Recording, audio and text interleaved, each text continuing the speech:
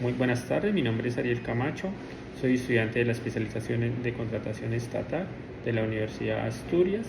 Para el presente caso estaré presentando el proyecto final de la materia de actores de la contratación estatal. Esta exposición la haré con el fin de fortalecer la transparencia o expondré para fortalecer la transparencia, prevenir las inhabilidades y las incompatibilidades y los conflictos de interés en la contratación estatal, tomando como referencia el caso de la Alcaldía de San Jerónimo Valle. El objetivo es el siguiente, es analizar las consecuencias jurídicas derivadas del incumplimiento de estas normas y presentar algunas recomendaciones que contribuyan a mejorar la gestión contractual de las entidades públicas. Como objetivo principal tenemos del proyecto buscar identificar una situación relacionada con la posible inobservancia del régimen de inhabilidades e incompatibilidades en un proceso contractual. Asimismo, también pretende evaluar las consecuencias jurídicas que se derivan cuando no se verifican adecuadamente los requisitos legales de los contratistas y como también proponer medidas preventivas que garanticen una contratación más transparente en el ámbito del proceso que estábamos viendo. En contexto que tenemos, que la contratación estatal es una herramienta fundamental para que el Estado cumpla sus fines y satisfaga las necesidades de la comunidad. Es decir, a través de la contratación es que el Estado llega con soluciones a las comunidades. Por esta razón, todos los procesos deben desarrollarse bajo principios como la transparencia, la responsabilidad, la economía, la planeación y la selección objetiva. Cuando estos principios no se respetan, es decir, que pasan por encima de ellos, se generan riesgos de corrupción, lo cual afecta la confianza de los ciudadanos en las instituciones públicas, es decir, el Estado falla en este sentido. ¿Qué situación identificamos? En el caso analizamos, se evidencia la participación de un contratista que podía encontrarse en una situación de inhabilidad para contratar con el Estado. Adicionalmente, se observa una deficiente verificación de los requisitos por parte de algunos de los servidores responsables del proceso de contratación. ¿Qué representa esta situación? Pues un riesgo para la legalidad del contrato y para la adecuada administración de los recursos públicos, ¿sí? Otra situación que tenemos, ¿qué actores tenemos o cuáles son las partes que se integran allí? Entonces, como primer medida tenemos la entidad estatal contratante, el contratista o proponente, el comité evaluador, que son los servidores públicos, los servidores supervisores e interventores, ¿sí? Y los servidores públicos responsables del proceso, en este caso pues el que formula en la parte precontractual y en la parte contractual donde se está desarrollando, y la ciudadanía, que es la beneficiaria de los recursos públicos o del proceso que se está llevando a cabo. Cada uno de estos actores tiene responsabilidades específicas para garantizar que el proceso contractual se desarrolle conforme a la ley. ¿Qué también podemos encontrar o que nos pide el proyecto? Que hagamos un análisis del marco normativo. Entonces ahí tenemos el artículo 209 de la Constitución Política, tenemos la Ley 80, que es el Estatuto General de la Contratación Estatal, la Ley 1474, que es el Estatuto Anticorrupción, y el Decreto 1082. Estas normas pues son las que establecen los principios, requisitos y controles necesarios para garantizar que la transparencia y la legalidad de la contratación estatal. Como mencionamos estas normas, pues veámoslos en un caso más aplicado. Por ejemplo, en la Constitución Política tenemos el artículo 209, que es el que establece que la función administrativa está al servicio de los intereses generales, ¿sí? Y debe desarrollarse conjuntamente los principios de igualdad, moralidad, eficacia, economía y todas las que ya conocemos.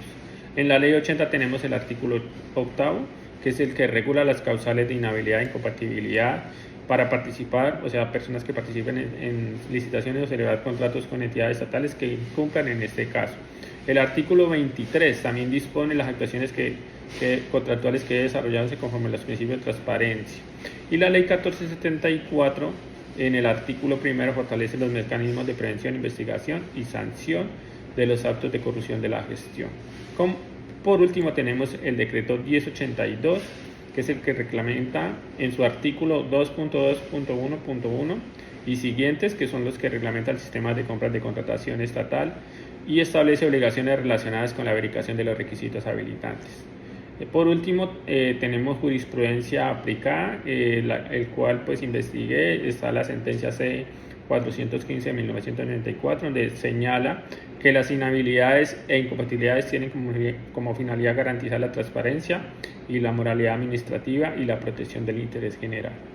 En eso dejamos hasta ahí. Bueno, ya regresamos entonces en el análisis jurídico, ¿sí? Análisis jurídico. Entonces, ahí nos menciona que las inhabilidades y incompatibilidades tienen una finalidad preventiva, es decir, que es previo a todo lo que se puede hacer. Para eso se aplica lo que ya hemos mencionado, el cumplimiento de las normas, ¿sí? Entonces, ahí se aplica. Su propósito es evitar que las personas con intereses particulares o con restricciones legales, es decir, que no puedan contratar, participen en procesos de contratación y que de alguna manera afectan la imparcialidad y la transparencia. La Corte Constitucional ha señalado que estas figuras protegen la moralidad. La Corte Constitucional también ha señalado figuras que protegen la moralidad y fortalecen la confianza en las instituciones públicas. Por ello, su interpretación debe realizarse, digamos, todo tiene que estar conforme a la ley. También observamos consecuencias jurídicas, entre ellas que tenemos pues la nulidad del contrato, ¿sí?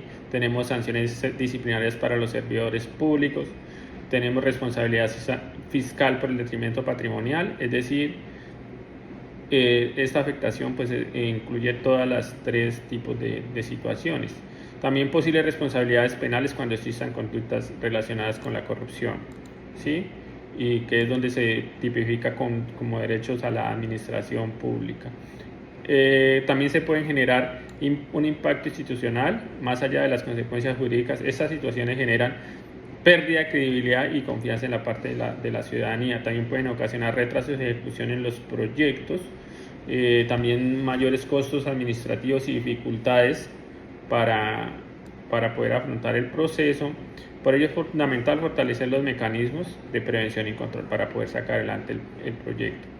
¿Qué propongo o cómo se propondría para que mejore la alcaldía de San Jerónimo del Valle? ¿Qué se recomienda? Entonces, se recomienda implementar obligatoriamente listas de verificación de los antecedentes y para poder ver que la persona que es idónea en este caso.